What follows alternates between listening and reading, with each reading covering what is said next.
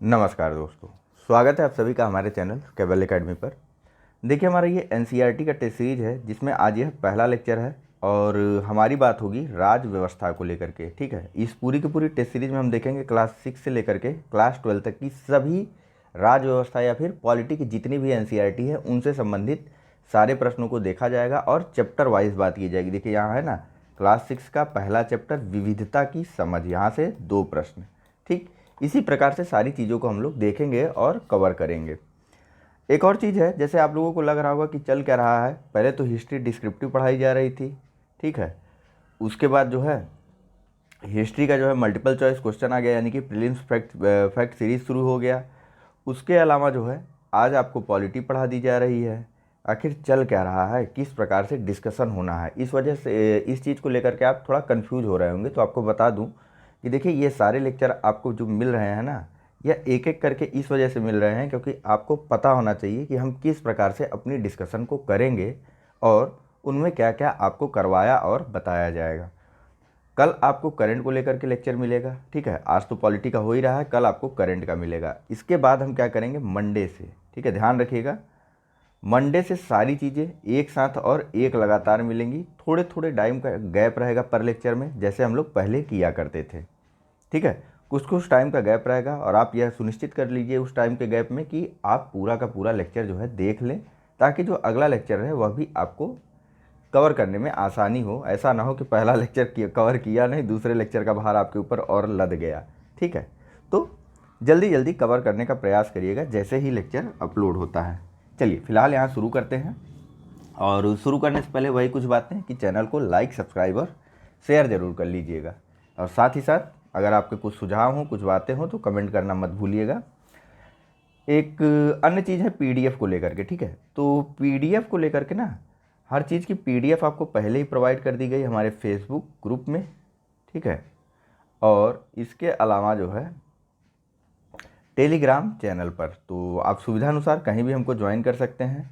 ठीक है, जहाँ भी आपको सुविधा लगे वहाँ आप हमको ज्वाइन कर लीजिए, कोई ज़ोर ज़बरदस्ती नहीं है। नहीं चाहिए पीडीएफ तो कोई बात नहीं। ठीक है, पीडीएफ देखिए इतना इंपॉर्टेंट भी नहीं रखता है, यह सारी किताबें और सारी चीज़ें हैं जिनको आपको देखना और समझना है और साथ में अपनी नोट्स को तैयार करना है, ताकि एग्ज़ाम टाइम में जल्द से जल्द आप रिवीजन कर सकें। तो ठीक है, चलिए देखते हैं और शुरू करते हैं, बात करते हैं आज हमारी, देखते हैं क्या चर्चा होती है और कहाँ तक हम लोग चलते हैं। तो पहला क्वेश्चन है, देखिए क्लास 6 का यह एनसीईआरटी है, जो पहला चैप्टर है इसका नाम है विविधता की समझ। चल, पहला प्रश्न है कि लद्दाख से संबंधित निम्नलिखित कथनों पर विचार कीजिए। कथन 1 है, लद्दाख उत्तर भारत के पूर्वी हिस्से में पहाड़ियों में बसा एक रेगिस्तानी इलाका है, यहाँ बिल्कुल भी बारिश नहीं होती। दूसरा कथन है, यहाँ के लोग खास तरह की भेड़ पालते हैं जिससे हमें पश्मीना ऊन प्राप्त होता है। आपको बताना है उपयुक्त में से कौन से कथन सही हैं। ऑप्शन आपके पास ए केवल एक, बी केवल दो, सी एक और दो दोनों, या डी न तो एक न ही दो। चलिए, सही आंसर है इसका ऑप्शन नंबर सी। ठीक है, दो के दोनों ही कथन सही हैं। अगर यहाँ हम जम्मू कश्मीर को एज इट इज रहने दें तो वर्तमान परिप्रेक्ष्य में यह वाला विकल्प गलत हो जाएगा और ऑप्शन बी सही हो जाएगा। लेकिन चूंकि हमने यहाँ पर कर दिया उत्तर भारत, ठीक है, तो आंसर हमारा सही रहेगा। ठीक है, तो चलिए जान लेते हैं थोड़ा बहुत इन सब के बारे में। तो देखिए, लद्दाख में बारिश तो बिल्कुल भी नहीं होती और साथ ही साथ यह काफ़ी लंबे समय तक ना बर्फ़ से ढका भी रहता है। ठीक है, और इसीलिए यहाँ पर खेती की संभावना बिल्कुल कम होती है। यहाँ के लोगों द्वारा एक खास तरह की भेड़ पाली जाती है, उस भेड़ को हम कहते हैं, यहाँ लिखा नहीं हुआ है, जान लीजिए आप लोग, उस भेड़ को चांगथांगी भेड़, या पश्मीना ऊन की प्राप्ति के कारण उस भेड़ को पश्मीना भेड़ भी कहते हैं। ठीक है, चांगथांगी या फिर पश्मीना भेड़ एक ही है, इनसे ही हमें पश्मीना ऊन प्राप्त होता है। ठीक है, यह काफ़ी उच्च क्वालिटी का होता है और इसी कारण यह काफ़ी महंगा भी होता है, इसी से पश्मीना शाल बनाई जाती है। ठीक है, चलिए चलते हैं अगले प्रश्न पर। यहाँ पूछा जा रहा है कि केरल के संदर्भ में नीचे दिए कथनों पर विचार कीजिए। पहला, भारत में ईसाई धर्म की शुरुआत केरल में हुई। दूसरा, केरल की जमीन चावल की कृषि के लिए अत्यंत उपयोगी है। और तीसरा कथन है, ओणम केरल में मनाया जाने वाला त्यौहार है। आपको बताना है उपरोक्त में से कौन से कथन सही हैं। ऑप्शन है आपके पास ए केवल 1 और 2, बी केवल 2, सी केवल 1 और 3 और डी उपरोक्त सभी। चल, सही आंसर है इसका ऑप्शन नंबर डी। ठीक है, देखिए भारत में जो ईसा के 12 संत 12 प्रमुख शिष्य थे ना ईसा मसीह के, उनमें से ऐसा माना जाता है कि एक जो संत थे जिनका नाम था सेंट थॉमस, वे भारत आए ईस्वी सन यानी कि 52 में। ठीक है, ईस्वी सन 52 या फिर 52वें सन में आए थे वह भारत, ऐसा माना जाता है। और यह भी माना जाता है कि वह केरल के पास ही आए थे या फिर केरल में ही आए थे। और उसी के साथ भारत में ईसाई धर्म की शुरुआत सबसे पहले केरल में हुई इसी कारण, और केरल के तटीय नगर क्रागानूर में यह शुरुआत हुई थी ईसाई धर्म की। ठीक है, यहीं पर ईसा के 12 प्रमुख शिष्यों में से एक संत थॉमस या फिर सेंट थॉमस, इनको कहीं कहीं लिखा मिलता है। ठीक है, सेंट थॉमस आपको कहीं कहीं लिखा मिल जाएगा, तो कंफ्यूज मत करिएगा। ठीक है, संत थॉमस या सेंट थॉमस सन 52 में यहाँ पर आए थे। ठीक है, वहीं ओणम का त्यौहार केरल में मनाया जाता है और इस त्यौहार के अवसर पर केरल में एक नाव प्रतियोगिता होती है। ठीक है, आपने ज़्यादातर टीवी या फिर चित्रों में इस चीज़ को देखा होगा, कई लोग मिलकर के एक ही नाव को चलाते हैं, है कि नहीं? कुछ याद आ रहा है? चलिए बात करते हैं केरल की भूमि पर किन किन फसलों की खेती की जाती है, अथवा केरल की भूमि किन किन फसलों की खेती के लिए उपयुक्त है। तो केरल की भूमि पर चावल, लौंग, इलायची और काली मिर्च की खेती संभव है या फिर उपयुक्त है, अथवा आप कह दीजिए कि की जाती है। ठीक है, चलते हैं अगले प्रश्न पर, और इसी के साथ हमारा चैप्टर नंबर 2 शुरू हो जाएगा क्लास 6 के एनसीईआरटी का। ठीक है, जिसका नाम है विविधता एवं भेदभाव, और इससे केवल और केवल एक प्रश्न लिया गया है। यहाँ पूछा जा रहा है कि पहला प्रश्न जो है, निम्नलिखित कथनों पर विचार कीजिए। पहला, दलित शब्द को नीची कही जाने वाली जाति के लोग अपनी पहचान के रूप में प्रयोग करते हैं। दलित का शाब्दिक अर्थ दबाकर रखा गया या कुचला गया है। दूसरा ऑप्शन है आपके पास, या दूसरा कथन है, सरकार दलित लोगों को अनुसूचित जाति के वर्ग में रखती है। आपको बताना है उपयुक्त में से कौन से कथन सही हैं। ऑप्शन है आपके पास ए केवल 1, बी केवल 2, सी 1 और 2 दोनों, या डी न तो 1 न ही 2। चलिए, सही आंसर है इसका ऑप्शन नंबर ए। ठीक है, केवल और केवल पहला कथन सही है। यह स्पष्ट रूप से और सीधे सीधे दलित शब्द की व्याख्या की गई है, तो बिल्कुल परेशान मत होइए इसको लेकर के। ठीक है, बाकी यहाँ पर देखिए कथन नंबर 2। ठीक है, यहाँ पर कहा गया कि दलित सरकार जो है वह दलितों को अनुसूचित जनजाति यानी कि शेड्यूल्ड ट्राइब में रखती है। नहीं, बिल्कुल नहीं, सरकार द्वारा दलितों को जो है एससी कैटेगरी के अंदर रखा जाता है, यानी कि अनुसूचित जाति के अंतर्गत रखा जाता है। शेड्यूल ट्राइब्स में तो वनवासी लोग आते हैं, है कि नहीं? चलिए, या आदिवासी लोग आते हैं शेड्यूल ट्राइब्स में। ठीक है, चलिए चलते हैं अगले प्रश्न पर। थोड़ा सा एरर है, 1 मिनट रुकिए, मैं सही कर देता हूँ। हाँ जी, चलिए सही हो गया। तो यहाँ पर हम आ गए हैं अब क्लास 6 के चैप्टर नंबर 3 पर, और चैप्टर का नाम है सरकार क्या है। यहाँ से कितने प्रश्न लिए गए हैं? 2 प्रश्न। ठीक है, पहला है, निम्नलिखित कथनों पर विचार कीजिए। पहला, लोकतंत्र का मूलभूत विचार है कि लोग नियमों को बनाने में भागीदार बनकर खुद शासन करें। और दूसरा कथन है, प्रतिनिधि लोकतंत्र में लोगों की सीधी भागीदारी नहीं होती है। आपको बताना है कि उपरोक्त में से कौन सा कथन सही है। ऑप्शन है आपके पास ए केवल 1, बी केवल 2, सी 1 और 2 दोनों, या डी न तो 1 न ही 2। चलिए, सही आंसर है इसका टिक तो लगा ही हुआ है, ऑप्शन नंबर सी। ठीक है, देखिए यह बिल्कुल सही बात है। लोकतंत्र का जो मूलभूत विचार है उसका मानना है कि लोगों को नियमों का लोगों द्वारा जो उनको शासित करने के लिए नियम बनाया जा रहा है ना, उसको नियम को बनाने के लिए वे खुद भागीदार भी हो। ऐसा नहीं कि आपके लिए नियम कोई और बना दे और आपका उसमें पार्टिसिपेशन ही ना हो। ठीक है, यही लोकतंत्र का मूलभूत विचार है कि भैया जो नियम हमारे लिए बनाए जा रहे हैं उसमें हम भी भागीदार हों। ठीक है, देखिए लोग नियमों को बनाने में भागीदार बनकर खुद शासन करें, यानी कि जनता के लिए, जनता के द्वारा। और एक लाइन आप कमेंट करके बताइए। ठीक है, और बात करते हैं प्रतिनिधि लोकतंत्र की। ठीक है, प्रतिनिधि लोकतंत्र होता क्या है, तो बिल्कुल अच्छे से आप लोग जान रहे हैं। जब यहाँ पर आकर के एनसीईआरटी का टेस्ट दे रहे हैं तो प्रतिनिधि लोकतंत्र कोई बहुत बड़ी चीज़ नहीं है जो आपको ना पता हो। ठीक है, देखिए जैसे हम लोग कुछ लोगों को चुनते हैं ना अपने क्षेत्र से, सांसद, विधायक, पार्षद आदि को चुनते हैं।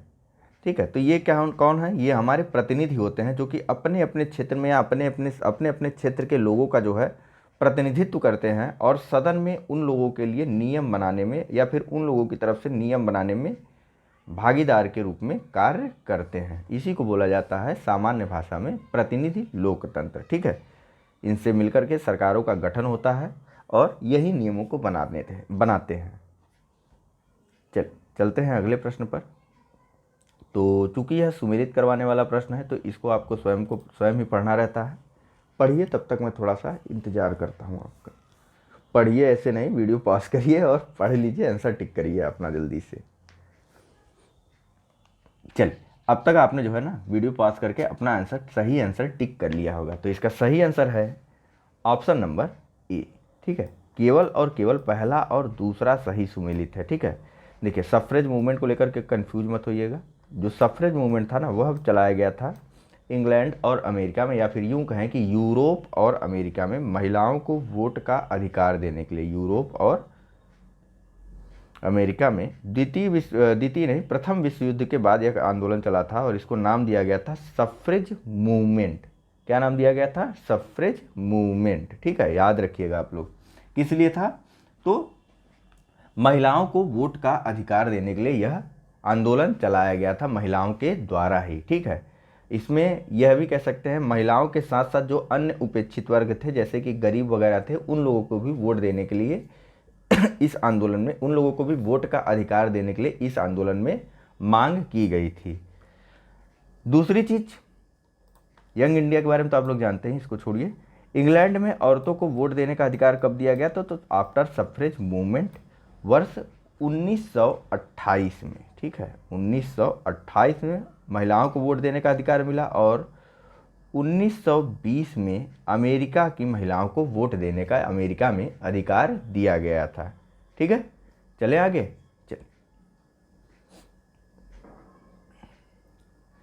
नेक्स्ट हम बात करते हैं चैप्टर नंबर 6 की, और चैप्टर नंबर 6 कह रहा हूँ, क्लास 6 के चैप्टर नंबर 4 की, और चैप्टर का नाम है लोकतांत्रिक सरकार के मुख्य तत्व।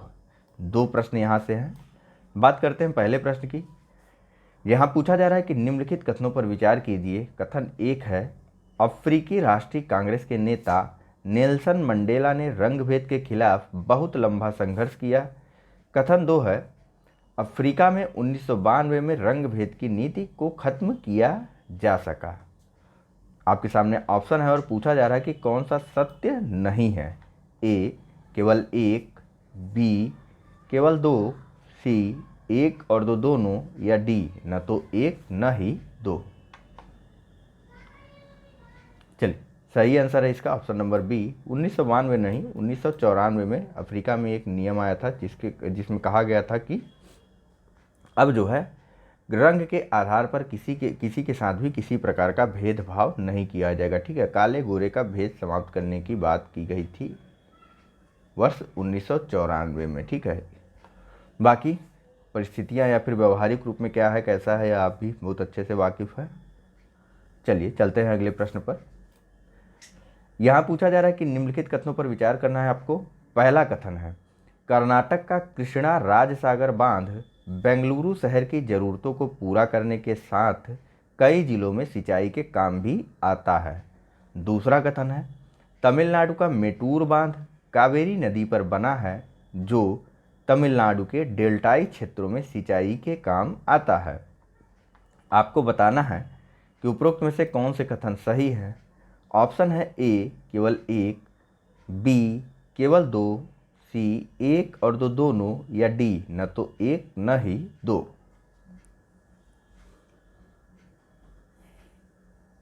चलिए, सही आंसर है इसका ऑप्शन नंबर सी। ठीक है, देखिए इसी प्रकार के ये सब जो प्रश्न आते हैं ना, आपको लगता है कि कन्फ्यूजन हो जाती है हम सबको, आपको क्या, हम सभी कन्फ्यूजन हो जाती है कि बाप रे बाप यूपीएससी ये कहाँ से उठा के कौन से गांव का नाम पूछ लीजिए, या अब इसे कैसे करेंगे, तो उन्हें ऐसे किया जाता है। ठीक है, एनसीईआरटी में इन सब के बारे में चर्चा की गई है और सारी बातें बताई गई हैं, तो ध्यानपूर्वक देखा करिए और समझा करिए चीज़ों को।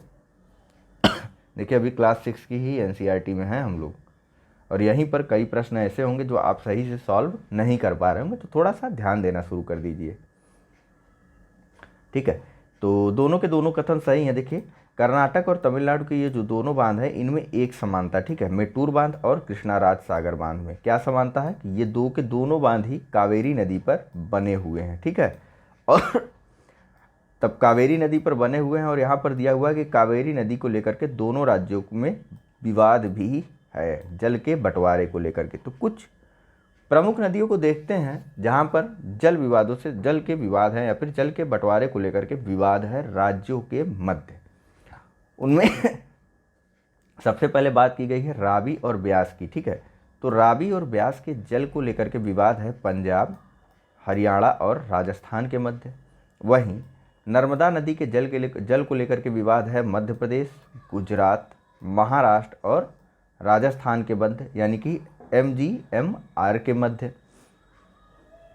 वहीं कृष्णा नदी के जल को लेकर के विवाद है महाराष्ट्र, आंध्र प्रदेश, कर्नाटक और तेलंगाना के मध्य। और साथ ही साथ इसके बाद वंशधारा नदी को लेकर के विवाद है आंध्र प्रदेश और उड़ीसा राज्य के मध्य। वहीं कावेरी नदी को लेकर के विवाद है केरला, कर्नाटका, तमिलनाडु और पुडुचेरी के मध्य। तो गोदावरी नदी को लेकर के विवाद है, गोदावरी नदी के जल को लेकर के विवाद है महाराष्ट्र, आंध्र प्रदेश, कर्नाटक, मध्य प्रदेश और उड़ीसा। इसके अलावा महानदी के जल को लेकर के विवाद है छत्तीसगढ़ और उड़ीसा। और वहीं महादाई नदी को लेकर के विवाद है गोवा, महाराष्ट्र और कर्नाटका। और सबसे अंत में पेरियार नदी को लेकर के विवाद है तमिलनाडु और केरला। देखिए कभी कभी आप लोग कंफ्यूज होते होंगे कि कुछ नदियां जैसे किसी विशेष क्षेत्र से गुजरती नहीं, जैसे किसी राज्य से कुछ नदियां ऐसी हैं जो गुजरती ही नहीं हैं। ठीक है, मान लीजिए जैसे यह कावेरी नदी हो गई, ठीक है, तो यह पुडुचेरी से होकर के जा ही नहीं रही है, तो विवाद किस बात का, पुडुचेरी क्यों विवाद में शामिल हो गया। देखिए बात होता है विवादों में जब बात की जाती है तो जो पूरा नदी का चैनल होता है ना, जो ड्रेनेज सिस्टम होता है वह भी तो उस चीज़ से प्रभावित होता है जो सिंचित क्षेत्र होता है। और सिंचित क्षेत्रों में उन सभी भूमियों को लिया जाता है जहाँ से नदी द्वारा जो है अपने सहायक, जहाँ से नदी की सहायक नदियाँ आ रही हों। ठीक है, मान लीजिए कि यह कोई नदी जा रही है और यह दूर से एक नदी इसमें सहायक नदी के रूप में काम कर रही, तो यह पूरा क्षेत्र भी इस प्रमुख नदी के सिंचित क्षेत्र के अंतर्गत आता है। ठीक है, इसी कारण दूर दराज के राज्य भी विवादों में शामिल होते हैं नदी जल के बंटवारे में। चलिए अगला प्रश्न देखते हैं और बात करते हैं क्लास 6 के चैप्टर नंबर 5 पंचायती राज को लेकर के।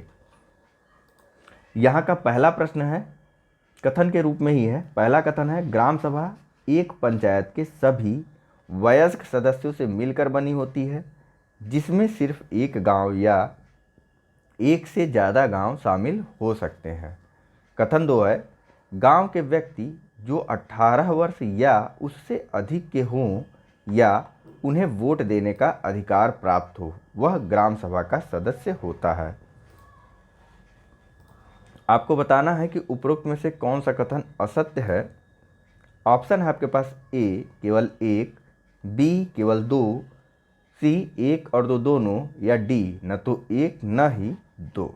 एक सेकंड वेट करिए थोड़ा, मैं चलिए तो बताना है इसमें कौन सा कथन असत्य है। ऑप्शन है ए केवल एक, बी केवल 2, सी एक और दो दोनों, या डी न तो एक न ही दो।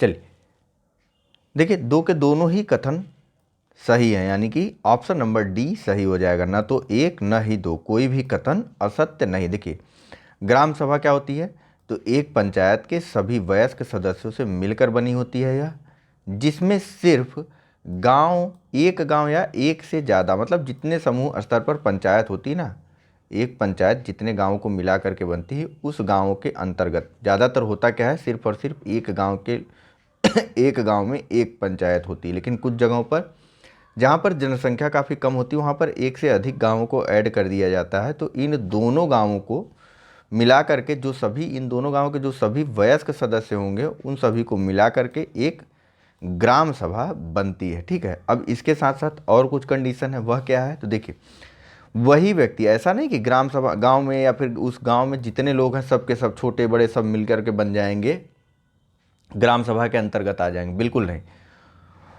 उसके साथ क्या कंडीशन है, तो देखिए गांव के वे ही व्यक्ति जो 18 वर्ष के हैं या इससे अधिक उम्र के हैं, इसके अलावा उनको वोट देने का भी अधिकार प्राप्त हो गया है, वे ही उस ग्राम सभा के सदस्य हो सकते हैं। ठीक है, तो चलिए चलते हैं अगले प्रश्न पर।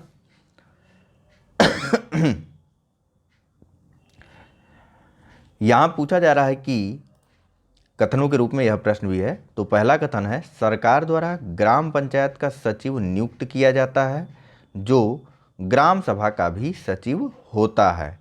दूसरा, ग्राम पंचायत कई वार्डों, छोटे छोटे क्षेत्रों में विभक्त होती है, प्रत्येक वार्ड अपना प्रतिनिधि चुनता है जो वार्ड पंच के नाम से जाना जाता है। कथन 3 है, सचिव का कार्य ग्राम सभा एवं ग्राम पंचायत बैठक की बैठक बुलाना व पंचायतों की चर्चा एवं निर्णय का रिकॉर्ड रखना होता है। आपको बताना है कौन सा कथन सही है।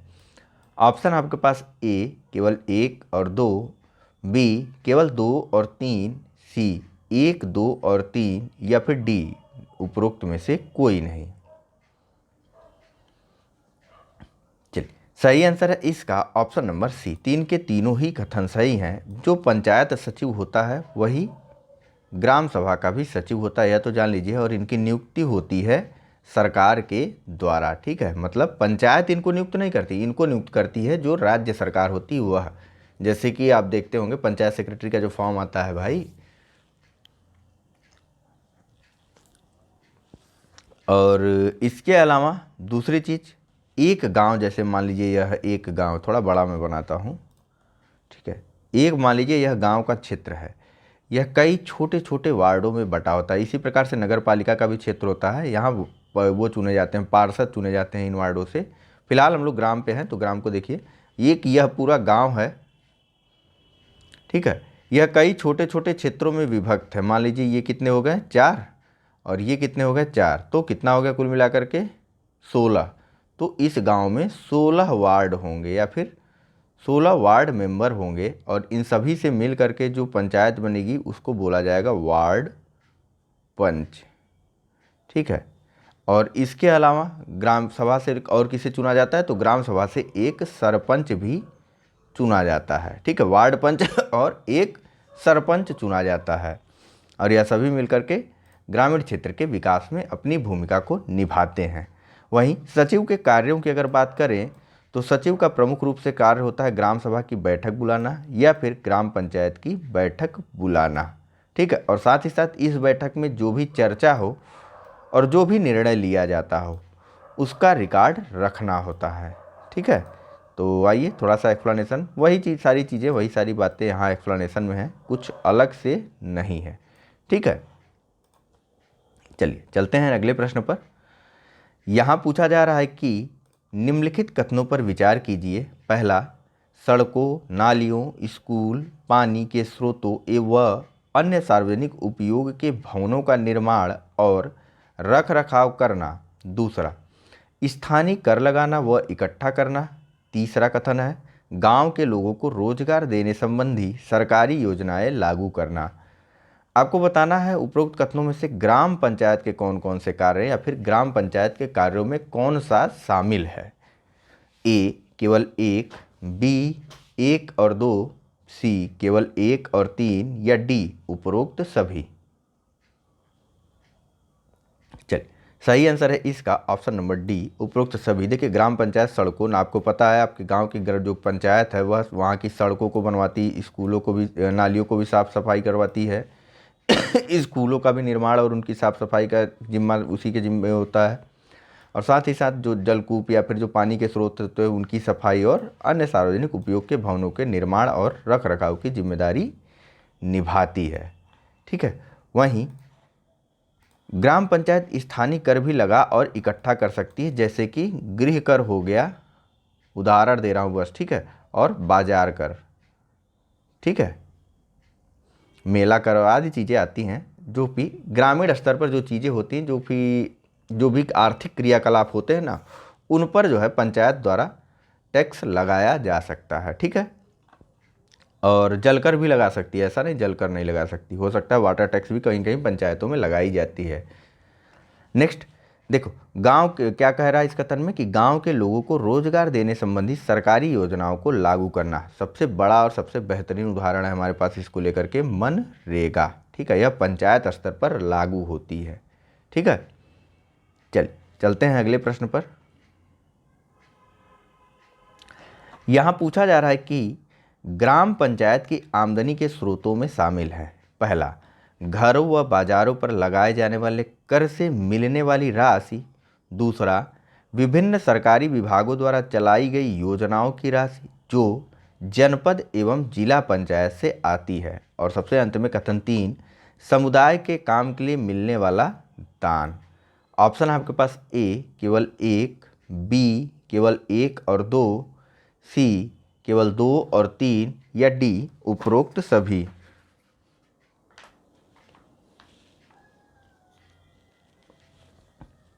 चलिए, सही आंसर है इसका ऑप्शन नंबर डी। सारे के सारे कथन सही हैं। इसके बारे में हमारी बात हो चुकी है अभी। सरकारी विभाग द्वारा जो भी योजनाएं जैसे मनरेगा वगैरह चलाई जाती है, ठीक है, तो इसके बारे में बात हो चुकी है। वहीं कुछ दान अगर देना हो पंचायत को, आप कोई दान देते हैं, कोई कम्युनिटी या किसी समुदाय को लेकर के दान देते हैं, तो वह भी तो आय का ही स्रोत होती है। जैसे हमको आपको अगर कोई दान दे दे तो कुछ भी हुआ भाई, है तो हमारी ही आय का स्रोत। हम जाते हैं, हमें दान मिलता रहता है बराबर, तो वह हमारी आय का स्रोत ही है ना। ठीक है, तो कुछ ऐसा कोई क्लिष्ट चीज़ नहीं है जो ना समझ में आए। चलिए आगे देखते हैं। तो यहाँ पूछा जा रहा है कि कथन है पहला, पंचायती व्यवस्था में ग्राम पंचायत के बाद दूसरा स्तर विकास खंड का होता है, जिसे जनपद पंचायत या पंचायत समिति कहते हैं। कथन 2 है, संविधान में दिए हुए निर्देशों के आधार पर देश के हर राज्य ने पंचायत से जुड़े कानून बनाए हैं, इसलिए पंचायत संबंधी कानून हर राज्य में अलग अलग हो सकते हैं। आपसे पूछा जा रहा है कि निम्न उपरोक्त में से कौन से कथन असत्य हैं। ऑप्शन है ए केवल 1, बी केवल 2, सी 1 और 2 दोनों, या डी न तो 1 न ही 2।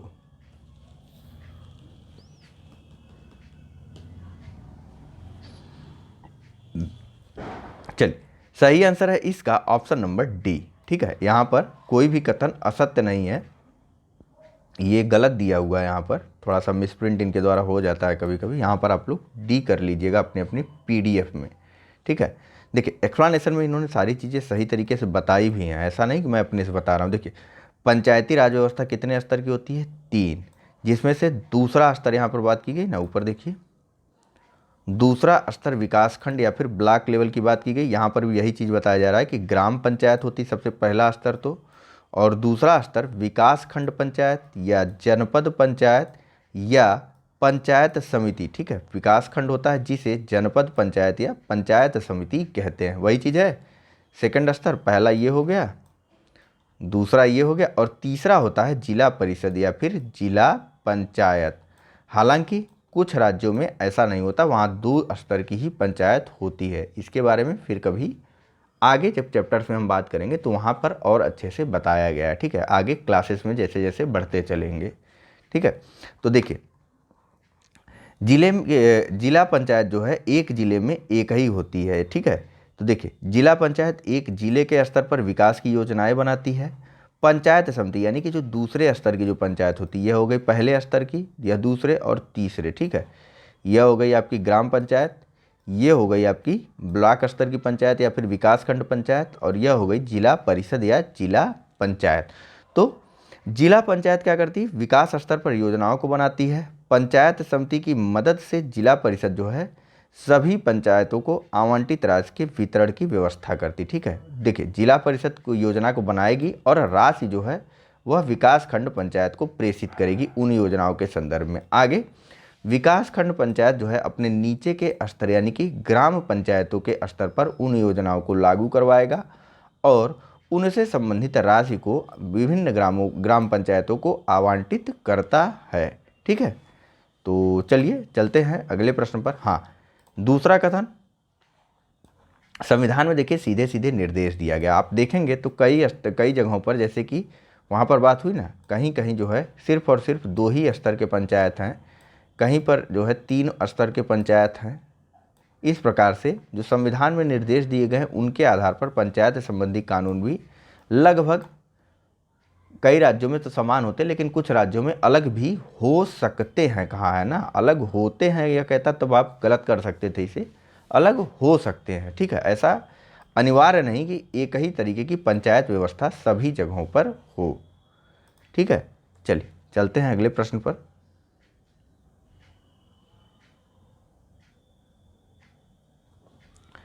तो आगे है हमारा नेक्स्ट चैप्टर नगर प्रशासन। 2 प्रश्न हैं। ठीक है, क्लास 6 का 7th चैप्टर। यहाँ पूछा जा रहा है कथनों के रूप में। यह पहला कथन है कि बड़े नगरों का प्रशासन चलाने वाले संस्थान को नगर निगम कहते हैं। वह छोटे कस्बों का प्रशासन नगर पालिका चलाती है। दूसरा, आयुक्त और प्रशासनिक कर्मचारी की सरकार द्वारा नियुक्ति की जाती है। जैसे वहाँ होता नहीं था पंचायत में, जब हमने बात की थी पंचायत सचिव की। ठीक है, तो देखिए आयुक्त और प्रशासनिक कर्मचारियों की सरकार द्वारा नियुक्ति की जाती है, जबकि पार्षद निर्वाचित होते हैं वार्ड मेंबर, जैसे कि गांव स्तर पर। ठीक है, तीसरा, पार्षद व पार्षदों की समिति विभिन्न शहरी मुद्दों पर निर्णय लेने का काम करते हैं, जबकि उन्हें लागू करवाने का काम आयुक्त व प्रशासनिक अधिकारी करते हैं। आपको बताना है उपरोक्त में से कौन से कथन सही हैं। ऑप्शन है आपके पास ए केवल 1, बी केवल 2 और 3, सी केवल 1 और 2, या फिर डी उपरोक्त सभी। चलिए, सही आंसर है इसका ऑप्शन नंबर, बताइए कौन सा। या तो आपको आता होगा, अभी अभी पार्षदों के संदर्भ में हमारी यह पूरी बात हुई है, तो इसका सही आंसर क्या हो जाएगा, ऑप्शन नंबर डी उपरोक्त सभी। जिस प्रकार से आपको गांवों के संदर्भ में बताया गया था ना कि यह एक सेकंड पेन ले लूँ, कि यह एक गांव हो गया और यह विभिन्न वार्डों में बटा हुआ है, उसी प्रकार से मान लीजिए यह एक नगर पालिका या फिर नगर निगम का क्षेत्र हो गया और यह विभिन्न वार्डों में बटा हुआ है। ठीक है, हर वार्ड से एक पार्षद चुना जाता है। ठीक, और इनके द्वारा नियम कानून बनाए जाते हैं। ठीक है, और साथ ही साथ इन नियम का पार्षदों के द्वारा क्या किया जाता है, कभी कभी समूह बना करके भी निर्णय लिया जाता है, और इन सबको लागू करवाने का दायित्व किस पर होता है, इन सबको लागू करवाने का दायित्व होता है आयुक्त और प्रशासनिक अधिकारियों का। ठीक है, जो भी नगर निगम या नगर पालिका के आयुक्त और प्रशासनिक अधिकारी होते हैं वे इन सब निर्णयों को लागू करवाते हैं विभिन्न स्तरों या फिर विभिन्न तरीकों से। ठीक है, चलते हैं, बात करते हैं नेक्स्ट प्रश्न के बारे में। तो यहाँ आय संबंधी पूछा जा रहा है। एक सेकंड रुकिए, थोड़ा तो कुछ कंफ्यूज। दरअसल हुआ क्या है ना, चैप्टर नंबर 6 की PDF बनी ही नहीं है, मतलब मिल ही नहीं रही। डायरेक्ट हम लोग 5वें के बाद सीधे चले आए 7वें चैप्टर पर। इसी वजह से थोड़ी सी कन्फ्यूजन हो रही थी और इसी कारण मैं खोज रहा था कि आखिर वो बनी है कि नहीं बनी। ऐसा क्या होगा कि 7वें पर आ गए सीधा। तो फिलहाल वह बनी नहीं है, ना आपको मिली है, तो कोई बात नहीं, नेक्स्ट लेक्चर में हम उसे कवर कर लेंगे आसानी से, बहुत ज़्यादा नहीं। 3 प्रश्न उसमें भी है। ठीक है, चैप्टर का नाम है आपके गांव का प्रशासन। क्या नाम है, गांव का प्रशासन। थोड़ा याद दिलाइएगा, अगर भूल जाऊंगा तो कमेंट बॉक्स में। चलिए फिलहाल यहाँ बात करते हैं। निम्नलिखित करों पर विचार कीजिए। पहला संपत्ति कर, दूसरा पानी व अन्य सुविधाओं पर कर, तीसरा शिक्षा कर और चौथा मनोरंजन कर। आपको बताना है उपरोक्त में से कौन सा कर नगर निगम की आय के स्रोतों में शामिल है। ए केवल 1, 2 व 3, बी केवल 1, 2 व 4, सी केवल 2, 3 और 4 या डी उपरोक्त सभी। चलिए, सही आंसर है इसका ऑप्शन नंबर डी, सारे के सारे कर्ज। प्रॉपर्टी टैक्स यानी जैसे गृह कर की बात की गई थी ग्राम प्रशासन में, उसी प्रकार से यह भी पानी या जल कर को लेकर के भी बात की गई थी। आपको पता है कि वाटर टैक्स आता है आपके अगर नगर निगम क्षेत्र में रहते होंगे। फिलहाल भाड़े पे रहने वाले हम लोगों को क्या पता पानी का बिल क्या होता है, लेकिन 200-200, 300-300 रुपया लोग मकान मालिक लोग ले लेते हैं। ठीक है, वहीं शिक्षा कर यानी एजुकेशन टैक्स और मनोरंजन कर भी लगाया जा सकता है नगर निगम प्रशासन के द्वारा। ठीक है, चलिए नेक्स्ट देखते हैं और बात करते हैं अगले चैप्टर की। तो अगला चैप्टर हमारा है ग्रामीण क्षेत्र में आजीविका। ठीक है, कुल मिलाकर के इसमें एक ही प्रश्न है और आज के लेक्चर का यह अंतिम प्रश्न होगा। ठीक है, 6 नंबर चैप्टर हम अगले भाग में देखेंगे। तो यहाँ युग्मों के संबंध में प्रश्न है, तो जाहिर सी बात है आपको वीडियो को पॉज करना है और आंसर को टिक करना। देखिए यही सब वे गांव होते हैं जहाँ पर हम कंफ्यूज करते हैं और कहते हैं कि पेपर बहुत कठिन था। तो इन सब क्षेत्रों, इन सब समुदायों और गाँवों को याद करते चलिए। चलिए, अब तक आपने वीडियो पॉज करके अपना आंसर टिक कर लिया होगा। तो इसका सही आंसर है ऑप्शन नंबर डी, सभी के सभी सही सुमेलित हैं। देखिए कलपट्टू एक तमिलनाडु का एक गांव है, इसको अपना देखते हुए करेंगे तो ज़्यादा बेटर रहेगा। देखिए तमिलनाडु के समुद्र तट के पास एक गांव है जिसका नाम है कलपट्टू। ठीक है, और यहाँ की जो सिंचित भूमि है इसमें मुख्यतया धान की खेती होती है। धान के साथ साथ कलपट्टू में गन्ना, कपास और केला भी उगाया जाता है। इसके अलावा यहाँ पर नारियल के भी काफ़ी बगीचे हैं। ठीक है, ध्यान रखिए कल्लीपट्टू एक तमिलनाडु में समुद्र तट के किनारे स्थित गांव है जो कि पहाड़ियों से घिरा हुआ क्षेत्र है और यहाँ पर मुख्यतया धान की खेती की जाती है कल्पट्टू में। इसके अलावा गन्ना, कपास और केले की भी खेती की जाती है। बगीचों की बात करें तो यहाँ पर नारियल के काफ़ी ज़्यादा बगीचे भी हैं। नेक्स्ट बात करते हैं चखे संघ समुदाय की। तो चखे संघ समुदाय के लोग नागालैंड के चिजामी गांव में रहते हैं और जो कि प्रसिद्ध हैं अपनी सीढ़ी नुमा खेती के लिए। ठीक है, सीढ़ी नुमा खेती यानी टेरिसिंग बोलते हैं इसको, वही छत वाला यार, जैसे छत को टेरेस बोलते हैं ना, उसी तरीके से सीढ़ी नुमा खेती को टेरिसिंग बोलते हैं। यह किस प्रकार होती, तो लोग करते क्या है कि जो पहाड़ होते हैं ना, जैसे मान लीजिए यह पहाड़ है, ठीक है, तो इस पे जो है सीढ़ी नुमा खेत बना देते हैं, ऐसे ऐसे घुमावदार, और स्टेप वाइज यह खेत रहते हैं और यहाँ पर थोड़ा सा इसको उठा देते हैं। इस कारण होता क्या है कि जैसे इसकी सिंचाई किए, एक सेकंड फिर से हटा के आपको बनाता हूँ, ना कन्फ्यूज हो जाएंगे आप। मान लीजिए यह कोई पहाड़ है, इस पर खेत बना करके इसके किनारों को थोड़ा थोड़ा ऊपर कर दिए, ऊपर उठा के नहीं कर देंगे, बीच में थोड़ा गहरा कर देंगे तो किनारे पर थोड़ा सा वह उठ जाएगा। इससे होगा क्या कि जब पानी डालेंगे ना तो यह जो है यहाँ पर पानी रुकेगा। ऐसा नहीं कि पानी डाला और पानी आया और बह के निकल गया। पहाड़ है, अगर इधर पानी डालेंगे तो यहाँ से बहते हुए यहाँ से निकल जाएगा पानी ना, जबकि यहाँ अगर सिंचाई करेंगे तो पानी यहाँ पर कुछ मात्रा में रुकेगा भी। ठीक है, इसी प्रकार से सीढ़ी नुमा खेती या फिर टेरिसिंग की जाती है। ठीक है, ढलुआ या ढालदार ज़मीन होती है। आप पहाड़ी क्षेत्रों में जाएंगे तो ज़रूर इन चीज़ों को देखेंगे, अगर आप वहाँ के रहने वाले हैं तो आप परिचित भी होंगे इससे। ठीक है, तो किसके द्वारा यहाँ पर हम बात कर रहे थे, नागालैंड के चिजामी गांव के रहने वाले चखे संघ समुदाय की, जो लोग वहाँ की पहाड़ियों पर सीढ़ी नुमा या फिर ढलुआ ज़मीन पर या फिर ढलुआ खेती करते हैं अथवा टेरिसिंग करते हैं। उनके द्वारा किया क्या जाता है खेती में, तो चावल की खेती सर्वाधिक मात्रा में की जाती है। ठीक है, किसकी, चावल की। ठीक है, सबसे अंत में कलपट्टू की बात करते हैं। तो कलपट्टू में जो है मछुआरे जो है, कलपट्टू के जो मछुआरे हैं, वहीं पहला वाला गांव कलपट्टू, ठीक है, जो तमिलनाडु का एक गांव था समुद्र तट के किनारे, वहाँ पर नारियल के काफ़ी बगीचे होते थे, चावल काफ़ी पैदा की जाती थी, चावल की पैदावार, और चावल के साथ साथ गन्ना, कपास और केला भी उगाया जाता था। इसी कलपट्टू के मछुआरे जो है मछली पकड़ने के लिए एक छोटी सी नाव बनाते हैं जिसको कैटामरैन कहा जाता है। ठीक है, बस बात ख़त्म। और इसी के साथ हमारा यह लेक्चर आज का समाप्त होता है। Thank you very much for discussion. Channel को लाइक, सब्सक्राइब और शेयर करना मत भूलिएगा। धन्यवाद।